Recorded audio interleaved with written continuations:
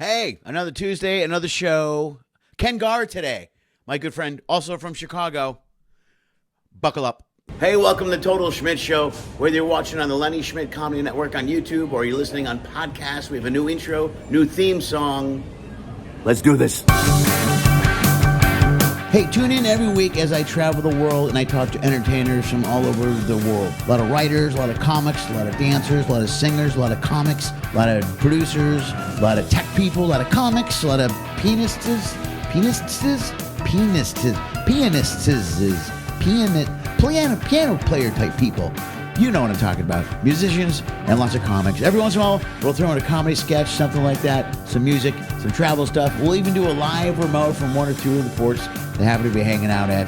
That's it. That's the whole show. And I'm going to record it all and put it on the intraweb. Sometimes. Usually late. Always late. Maybe. I don't know. And weekly? No. Maybe. Sort of. Either way, sit back, grab a beer, light a joint, and enjoy this week's episode of Schmidt Show. Hey guys, welcome to Total Schmidt Show. It's Tuesday night, 6 o'clock. Thanks for tuning in. If you're here every week, I really appreciate it. Means a lot. Doesn't show on my face. I have RB feet. Resting bitch. RBF. I've been told I have RBF. By my daughters. I don't know how accurate that is, but that's what I've been told. Anyway, thanks for being here to the show. Do me a favor, please like the video, subscribe to the channel if you're not subscribed. I talk to all kinds of comics and entertainers, a lot of comics the next few weeks. I tour the world on ships and clubs. You know the drill. Do me a favor, follow us on socials. If you look above one of my fingers here somewhere, when I edit this video after the fact, you will see some social media information over in this area, some YouTube information. Follow the channel, subscribe to the YouTube channel. It really helps me out a lot. Doesn't cost you a dime. Also, you'll see a ticker going above my head. This show is sponsored by just the supporters. That's all. We don't have any, no commercials, none of that stuff. So it's just me and the people that follow me and support my channel. And if you want to be one, you can be one as well. Go to LennySchmidt.com. Hit pay if you can. All the information is above me. You can also become a Patreon member, which is pretty cool. It's like a monthly thing, and we do all kinds of stuff. We have meetings. We get together. We do a lot of fun stuff. But today, my good friend Ken Garr, I'm doing shows from home. I haven't done these since COVID, which is weird. I'm not traveling this week. Took the week off because my daughter graduated college. So that's what happened. I had a birthday, Lily's birthday, and Anna graduated college. So I took 2 weeks off.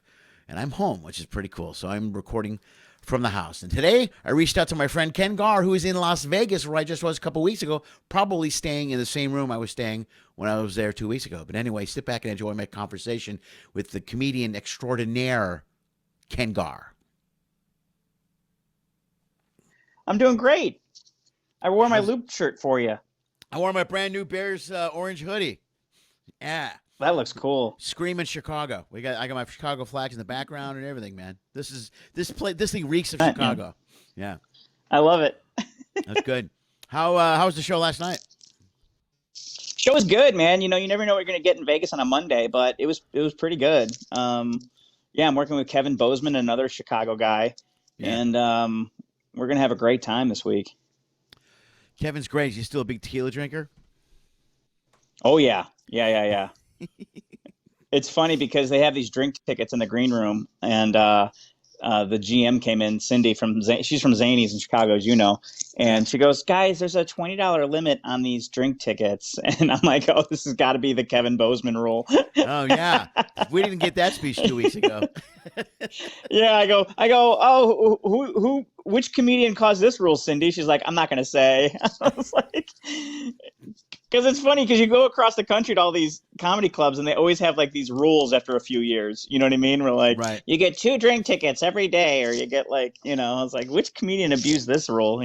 Well, we used to know, we called it the Steve Seagren rule when we were working the road back then, because Steve was the guy when he came to town. You were like, there we go. You can't have any scotch, or we only have like 2 drinks. And we're like, was Seagren here last week? Yes, Seagren was there.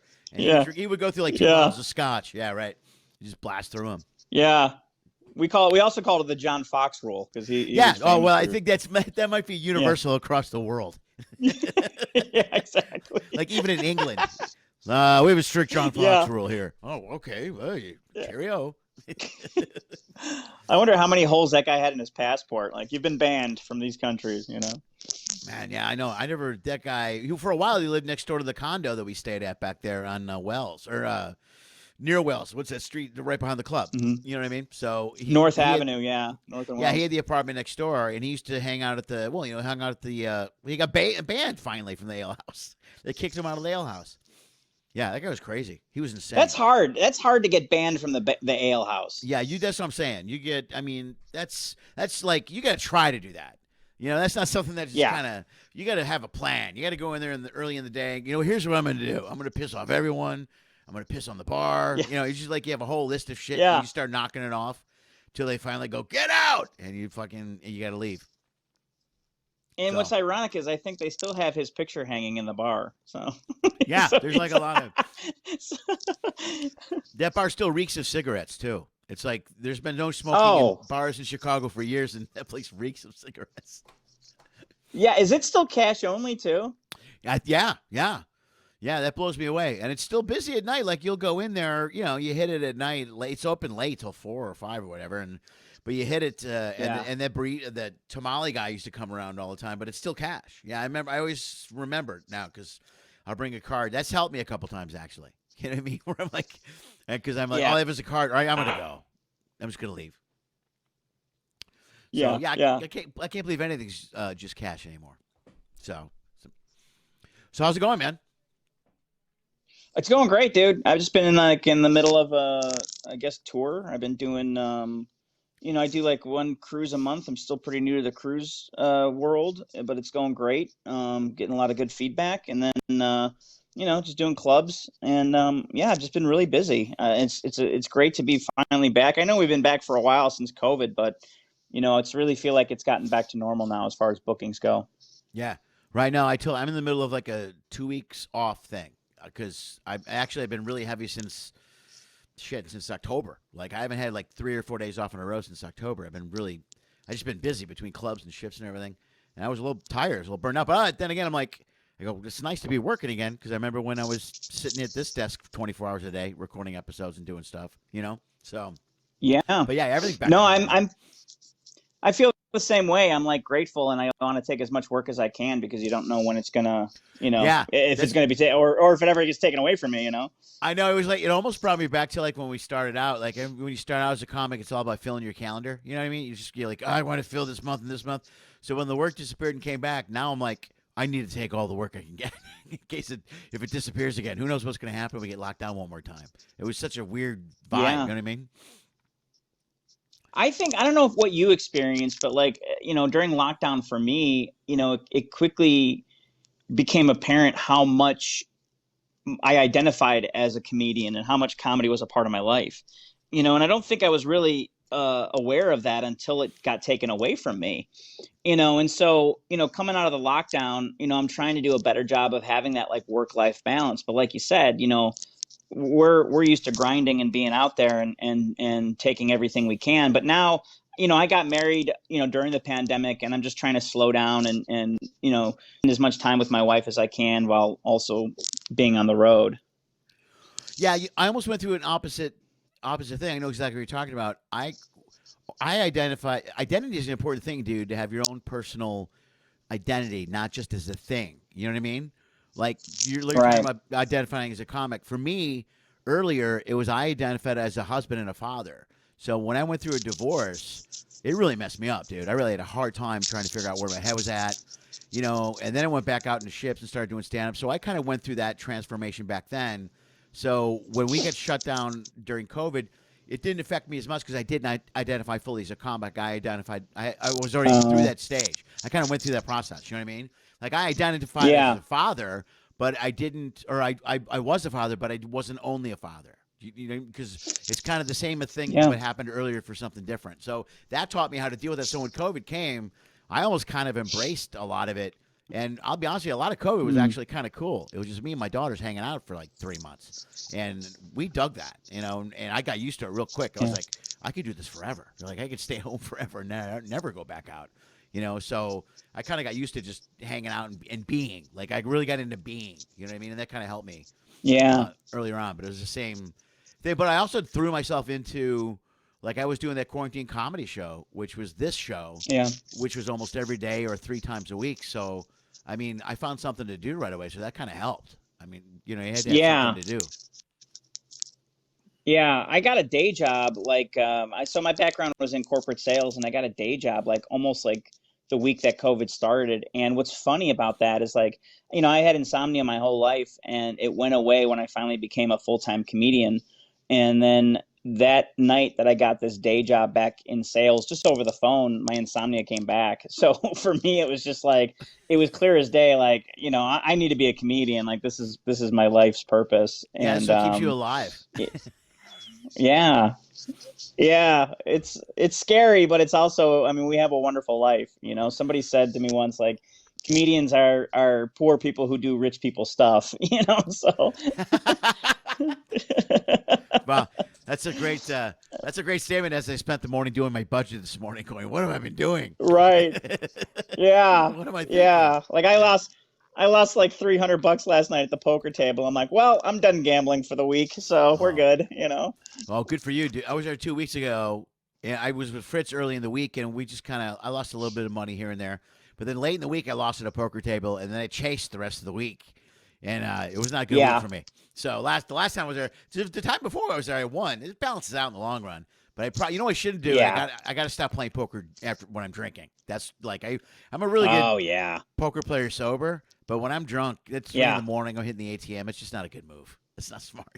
Well, look, there's nothing I could do last night. I had pocket aces, and I got cracked, and then I had ace queen suited, and I got cracked. I mean, and I ran into ace king. So, you know, it's like even when you do all the right stuff, you still, it's just you're at the mercy of the cards. So yeah, it's a luck thing. I had the one I played well. I played a tournament well, but I had big ace king suited.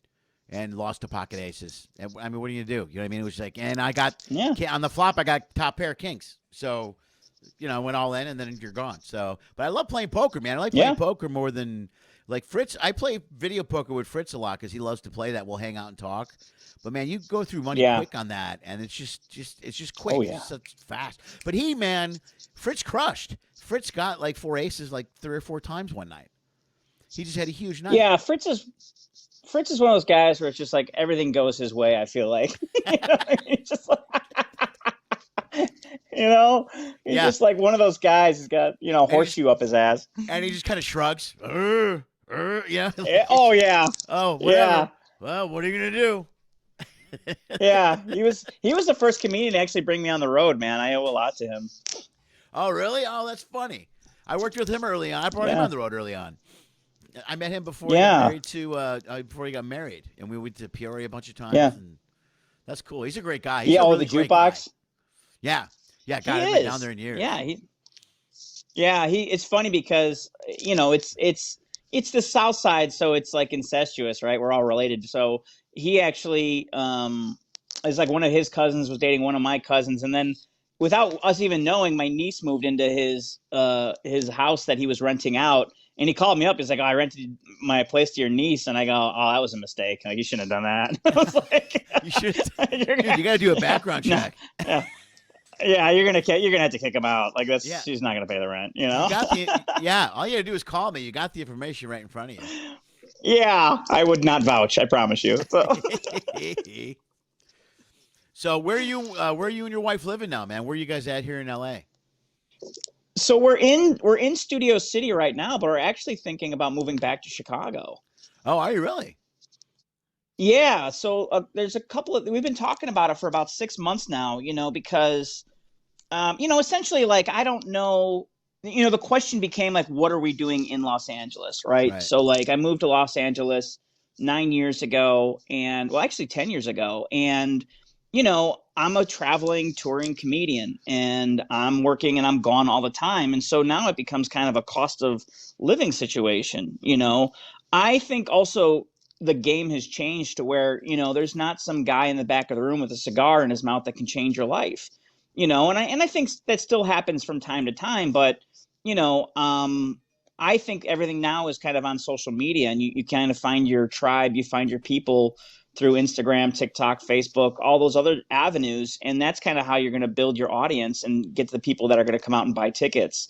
So, I don't think that there's as many gatekeepers as there used to be. So for me, unless I'm trying to get an acting job or trying to get a writing job, which, those jobs are few and far between, at the end of the day, I just want to be a stand-up comic, So we both are from Chicago. We both have family there. My parents are 80, they keep falling down, and getting hurt. And, I just want to be able to take care of them, and she wants to be able to be home and, when I'm on the road and have, her people with her. So, if you do like the pros versus cons column, like the pro is like, the weather in LA is beautiful, and like, but everything else was just like, pointing back to Chicago, so yeah, so we love it. I love my time in LA. The only pro is the weather.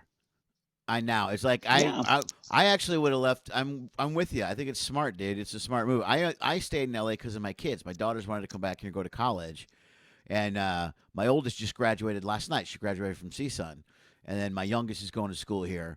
But I stayed mainly for them because I would have thought about going back to Chicago, or I was even looking at like something smaller, just near a major airport. I'm like, it's something in Tennessee. I was looking at Vegas years ago, but then now I'm looking in Tennessee. I was even thinking about Mexico for a while. Like in the long run, I might end up in Mexico.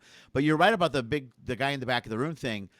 With social media, you did your own special just last year. You know what I mean? Mm-hmm. You do that. We can do that stuff now, and now you can get a decent following. You don't have to be a huge star on NBC. You can have a decent following and make a pretty good living. Dude, in 5 years there isn't going to be an NBC. You know what I mean? So, it's like, just go find your people. I think it was Lenny Bruce, and maybe I'm wrong, who said I only had to get 100,000 of you to like me. You're right. So it's like, I just need to find my people that are Ken Garr fans, that want to come see a show, that buy my merch, that watch my special, and those are the people that are going to resonate with my material and my voice. And look, I've got a great life, so, this idea of like kind of making it big, it's not that I've let go of this, but it's like, what does that mean? For me, it's like the calendar is full, the bills are paid, my wife is happy, I'm happy. So, and this idea of like, all of these, accolades or whatever, it doesn't, for me, it's just like, I just want to love what I do and be happy doing it, and I have that, you know what I mean? Yeah, there's something to be said about being I don't want to say comfortable, but being content and not constantly feel like you're chasing something. Like for forever, this industry, you were chasing something every day, whether it was an acting gig or I got to do this role or I got to do that role. But the game has changed so much that like you do your own podcast and your own specials and build your own following. You can build your own network and like I said, make a decent living and not have to feel like you're chasing something. And once you accept that, it's good. Because when I started out, it was all about development deals and chasing and getting noticed. And now, like, I can't remember the last time I was at the Improv. I booked that gig here in town to just work on new stuff, and that's good enough for me. That's all I care great. about. Yeah. So I see a bunch of guys I don't see ever. You know what I mean? We come out, we hang out, we have a drink. You know what I mean? Yeah. And then I go home. It works out great. So I'm not at the Improv fighting to get on stage, fighting to get noticed, fighting to get a manager or any of that.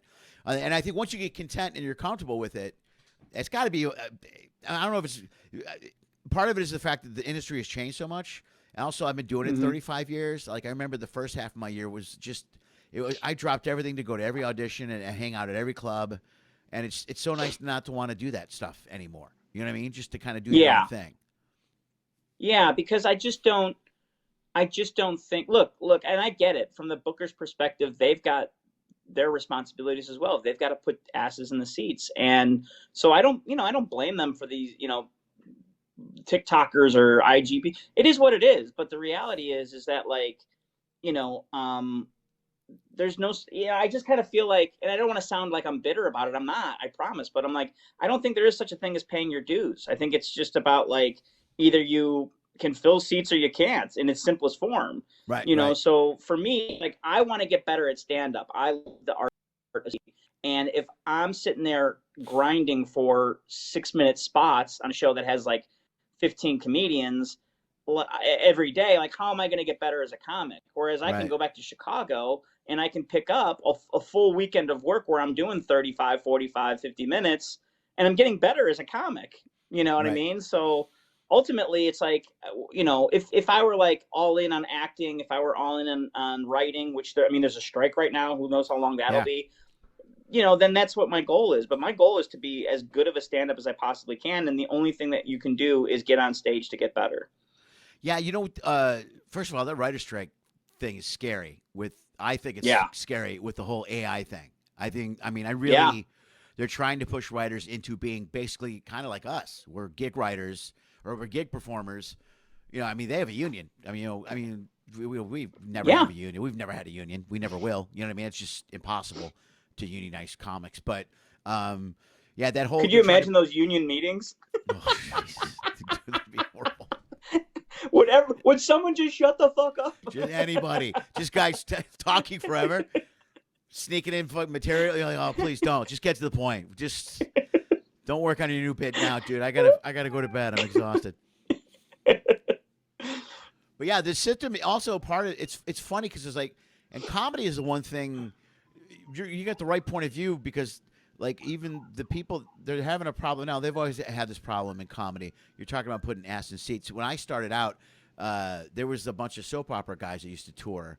Walt Willey was one. Wow. He was kind of a legit comic, Walt Willey. But then there were other kids, these young guys that worked at soap operas, and they just sold the room out. It was all middle-aged women that went nuts and loved these guys, and they would come in, and they would do, like, some jokes and some Q&A. And I would be like, why are you booking these guys? They're not funny. And the owners, because I'm sold out. I have 4 sold-out shows. Yeah. I'm like, okay, that makes sense. So now you got to somehow parlay go back to finding your Ken Garr fans. You parlay your people, enough of them, kind of like what Doug Stanhope does, and my brother Mike does it too. Mm-hmm. You just book a theater or you do a show, and your fans come to see you, and that's where you're going to make your money. You know what I mean? And that's how you do it. The problem they're having now is a lot of the times they're having this huge problem with these TikTokers and YouTubers that come in and they'll book them for a week, and they'll come in or even a weekend, and they come in, do one good show, and their fans show up for one show, and their shows doesn't have legs. They can't they can't work a live room, first of all, which is really a problem for them. Right. So now they're starting to rearrange the business to where, and Zanies in Chicago is kind of doing this, where they book people on individual nights. They'll book somebody for one night. And actually it's kind of smart. You know what I mean? If you think the industry's changed now, a lot of comics don't come in to work a week. They'll come in and do one night on a Thursday, bring their people in, turn around, disappear. I just did Jimmy Dore's show here the other night, 2 nights ago. He had a little theater in North Hollywood. You know what I mean? And we did stand-up show. Boom, everybody sold out, moved on. So I think it's a smarter business model moving forward, as opposed to trying to book weeks here left and right. Plus, you're kind of making the same money if it's your people for one night. Right. And I've even told a couple of these guys, I said, host the show.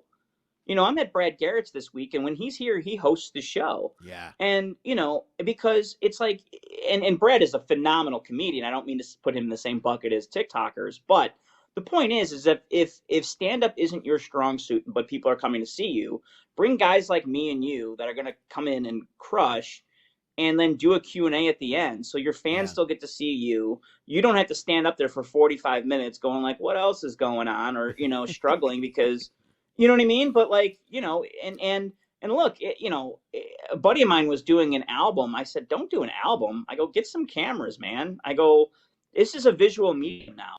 Yeah. This isn't an audio medium anymore. And you see it now. A lot of these kind of TikTokers that are blowing up, they're good looking people, and their fans just like really want, and then you got me and you go, we're good looking guys, but like, come on, we're not going to lift up our shirt and have 12-pack abs, know? No, we're not, we're Southside, we're passable for Southside Chicago is what we are. Yeah. Our tour would be sponsored by Old Style. So Old Style and Old Spice.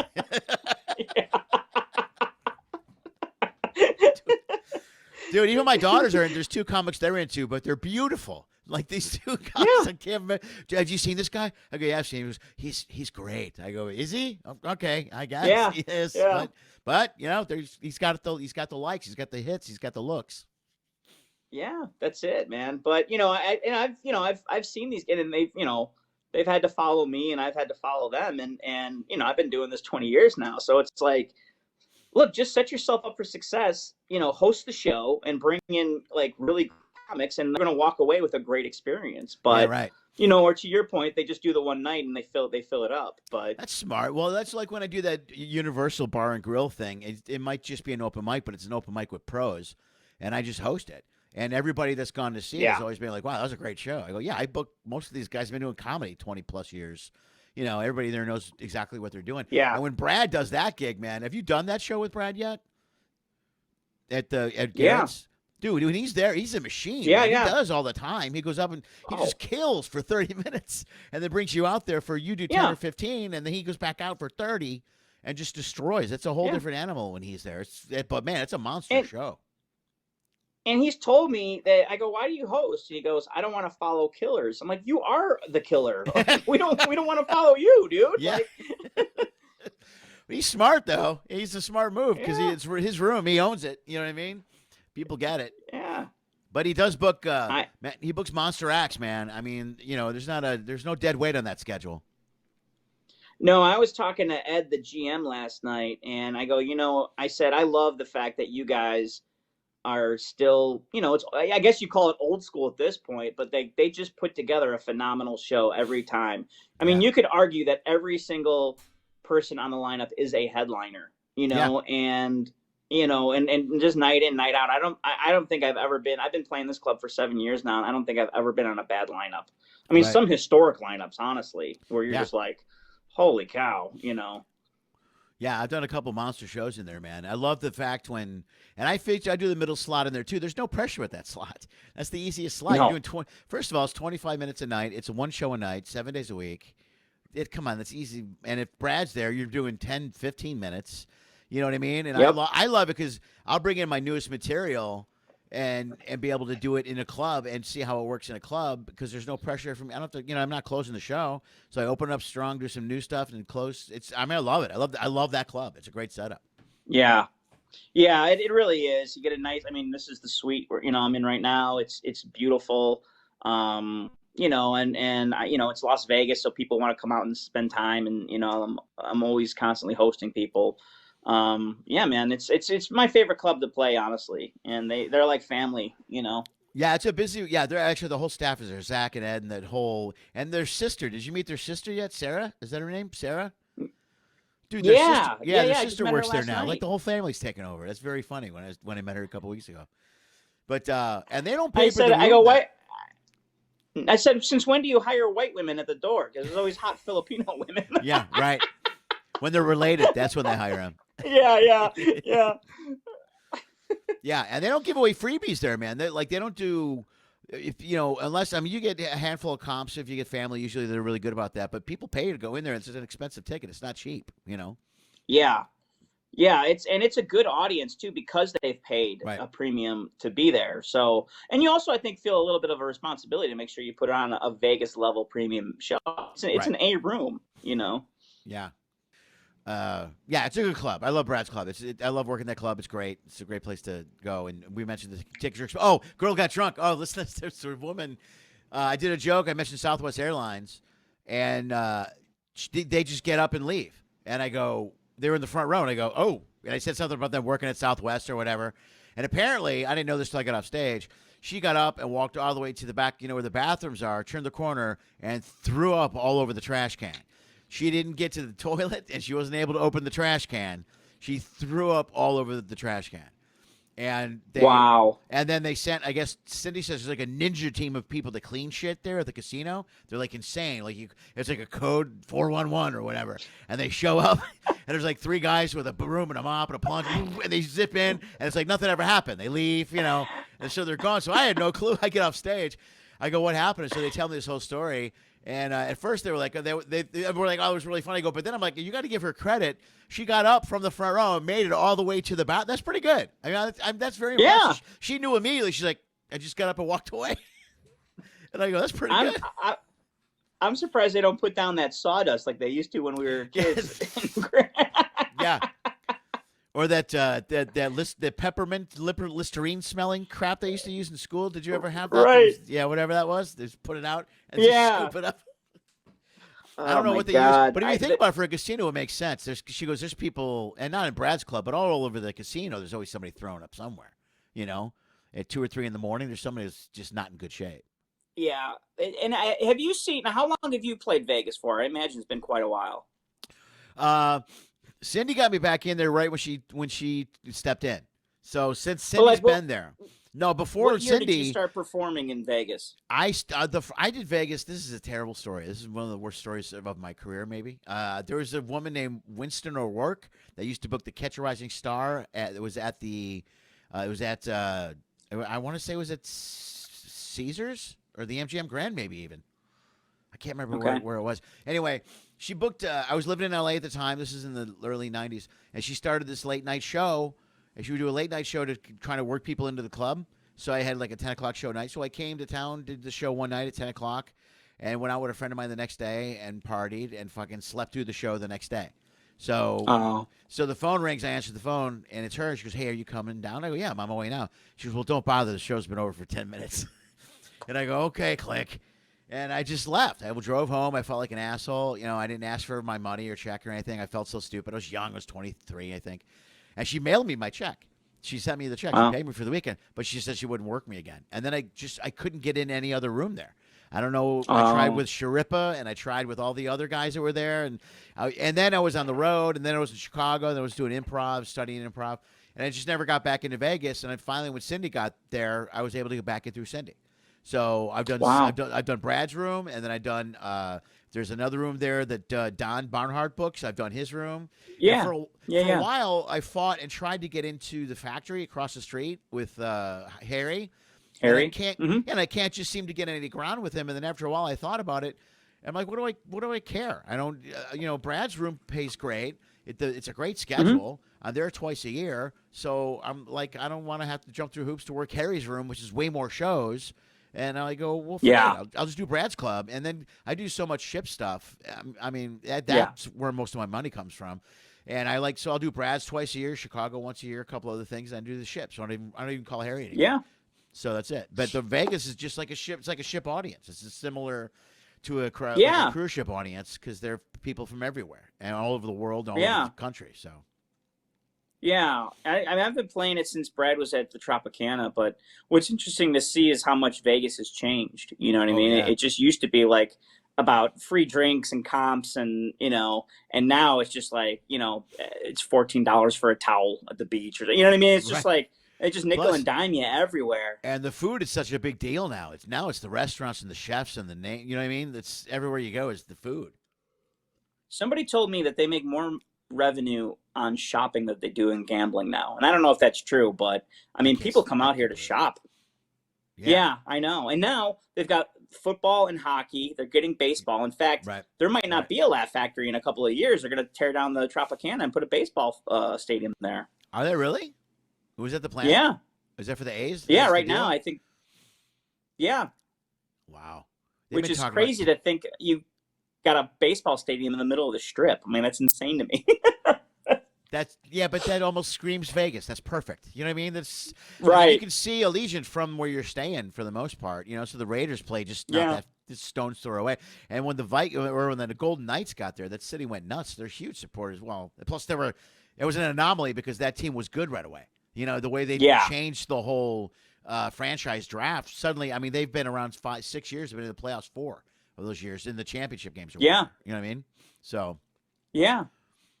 And I love Vegas. I would live there. Like I said, I would have moved there years ago if the kids didn't want to come back here. There's a bunch of spots. There's great places to live in Vegas where you live off the strip where you don't even know you're in a subdivision. And then you're 10 minutes from the strip. Yeah. So you can go, if you want, you can go down into the strip.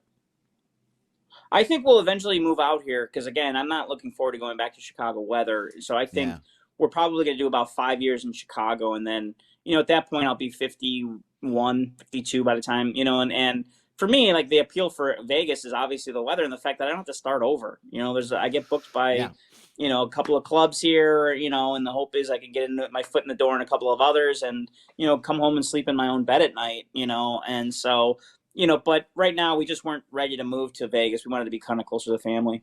That's that's cool. But also just living in Vegas, living there as a comic, there's opportunities left and right. Like, Spencer James, he lives in Vegas. Yeah. But he was like, he was, every once in a while, there's a Monday or Tuesday function where they need a comic or a host or something. Just because you're there, you're available for gigs. and they just fall into your lap. Yeah. You're getting extra corporate gigs out of nowhere because you're living in Vegas. You're already there. Yeah, and like you said, it's almost like that spot start in baseball, right? Like Cindy needs an MC, a feature, somebody. Yeah. I last time I was here, my wife got sick. I had to get home, so they brought in Carlos Rodriguez to fill in for me. So Right. there's plenty of work to be had, Yeah. There's tons. There's tons there. And there's all kinds of functions. But yeah, I worked Vegas a lot through COVID. Like I did Cindy's place, I did or Brad's place. I was supposed to do it in May. I was supposed to do it in, was that right? May? We shut down in May, right? Or March? It was March. We were supposed to do it in May. March. She called me in April and canceled the May dates. And I remember she always gives me shit about this. I always go, don't you think you're getting ahead of yourself a little bit? Don't you think maybe you need to slow down and you're panicking a little? You know what I mean? So cut to, 5 months later, I was doing the conference room. That's when they were doing their shows in the conference room. Oh. And the Vegas laws were they had to be 40 yards or feet from the stage, and the tables had to be 20 feet away from each other. You couldn't see anyone. You were in a huge conference room. There's only 40 or 50 people. So I did that. But the thing that was tripped me up the most, it was just creepy, was walking through the MGM Grand during the week, and it was empty, like Monday, Tuesday, Wednesday, Thursday. There's no one anywhere. And even when it started to open up again, the Strip, there was no one anywhere. I mean, just now it's starting to get back to normal where you're walking around on a Wednesday and it's kind of full again. And you're like, oh, this is the Vegas I remember now. There's stuff going on. But You could have filmed your version of The Shining that week. I know, yeah, you could have. There's a million things you could have done. Yeah. Right. Just walk around. I mean, there's no one there. Yeah. There's cut back on staff. It was almost like it. You will remember this. There's a place called Old Chicago it was in Chicago, in Bolingbrook. And that's where I went to high school. It was in Bolingbrook. And it was an indoor amusement park with a mall around it.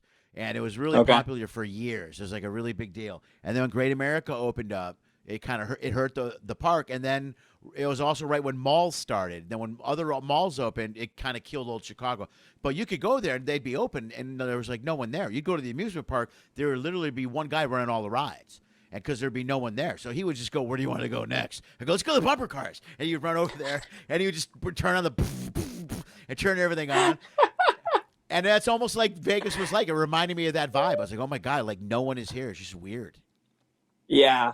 Yeah, and I think the demographic has changed, right? So, now you've got sports books everywhere. You can get them right on your phone, and I just don't think that millennials are huge partiers like maybe our generation was. And I think that Vegas has a problem.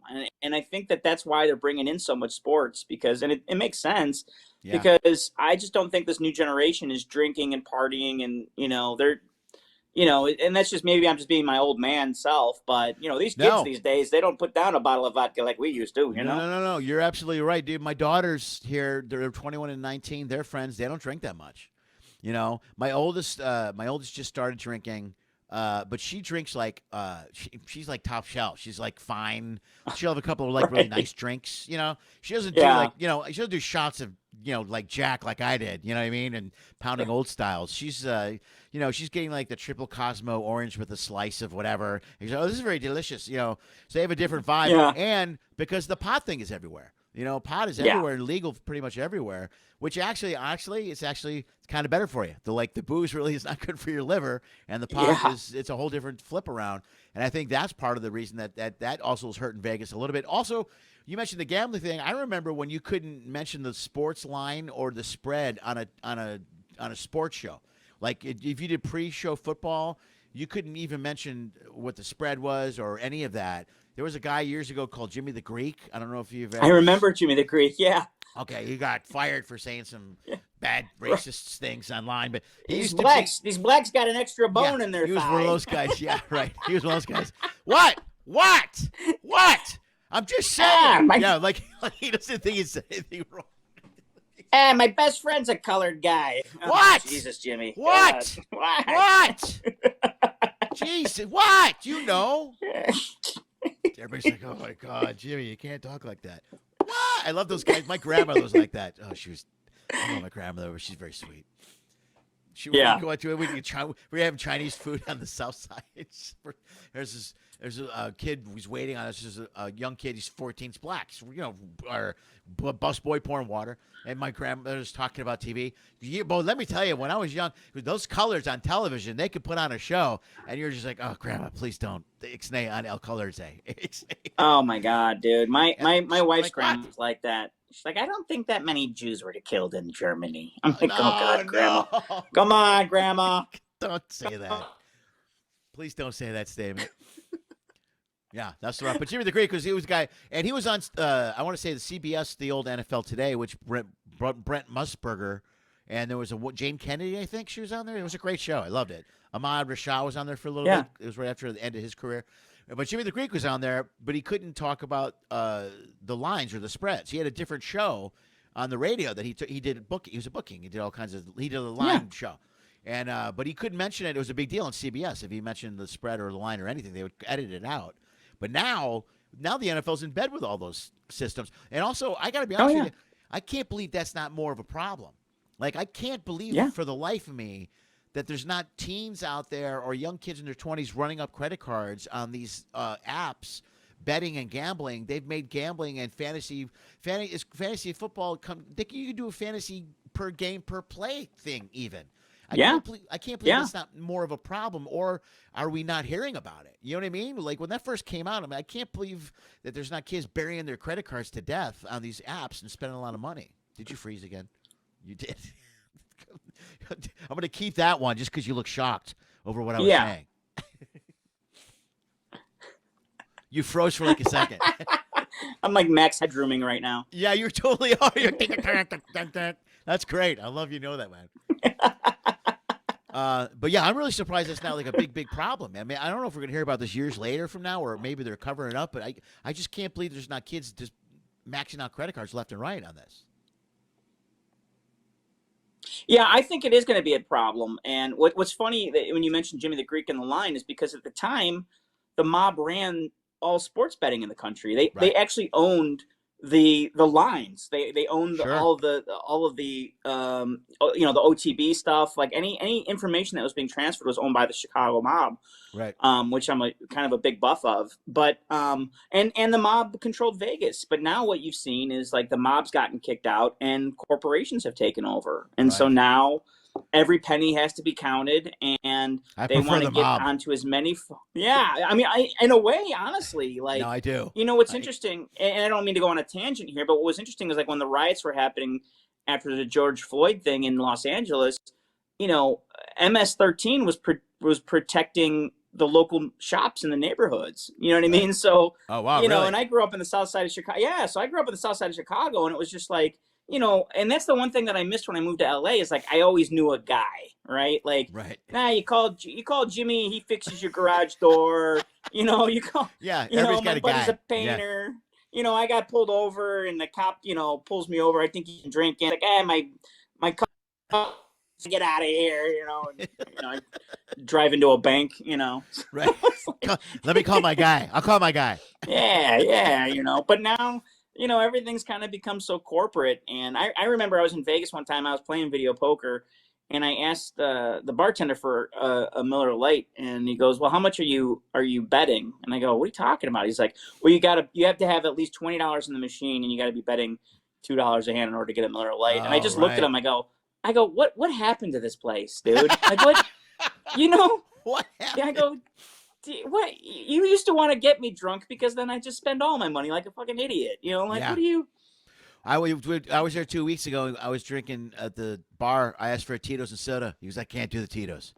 I go, "What do you mean?" He was like, I can give you a well vodka or whatever. And I'm like, "All right, just give me the well vodka."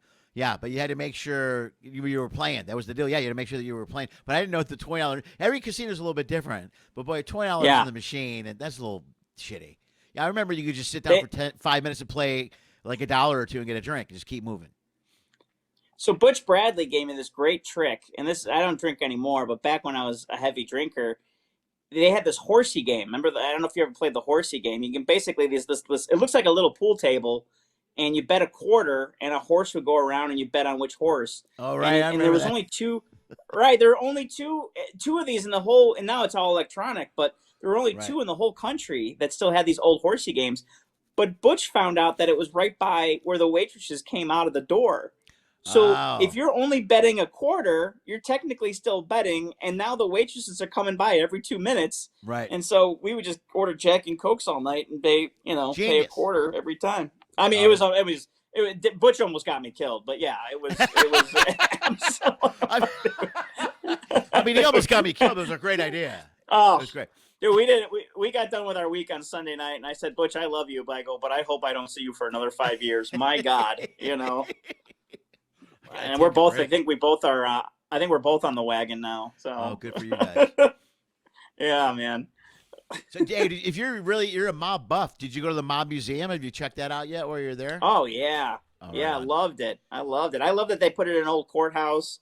I know, right? And they have an old electric chair, and I'm a huge fan of the Chicago Mafia and specifically, but yeah, the mob in general. It's just it's unbelievable what those guys were able to accomplish. Do you know the name Ginocchio at all? No, I don't know that one. I didn't even know this till I got older, but the secretary at my school, her name was I can't remember her first name. Donna. I want to say Donna Ginocchio, but her son was Ron. Then when we went to class together.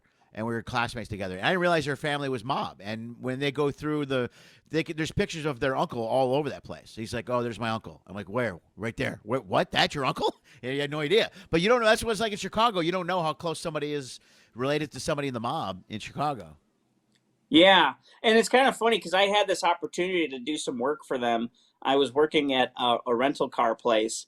And I was telling a buddy of mine, I said, every Sunday they drop these keys off in the drop box. I said, and anybody could just stick their hand in the drop box and steal these cars. And then he's telling his uncle, who's a mobster, and he's just like, tell him we'll give him $400 a car. I was like, I don't want to steal cars from. No, I don't want to get involved in a ring or anything. I'm just noticing. Right. I was like, I went to school in Iowa. They're going to have me drug mule for him up in Iowa. I was like, but it's, I think at some point every Chicagoan has the opportunity to do some work for the mob, or maybe they don't even know they're doing work for the mob, Yeah. Right. God, that's funny. All right, man, let's wrap this up, dude. I think, yeah, dude, I can't thank you enough for doing this, man. I appreciate it. This is awesome. Of course. And I guess I'll see you. You'll be back. I'll see you on June 5th. You're going to come in and do the UBG show on that night. And I'll be there, brother. You want to plug socials or something? What do you want to plug, man? Website, anything? I got your dude. I love Ken Garr was taken is brilliant. I love that. Thank you.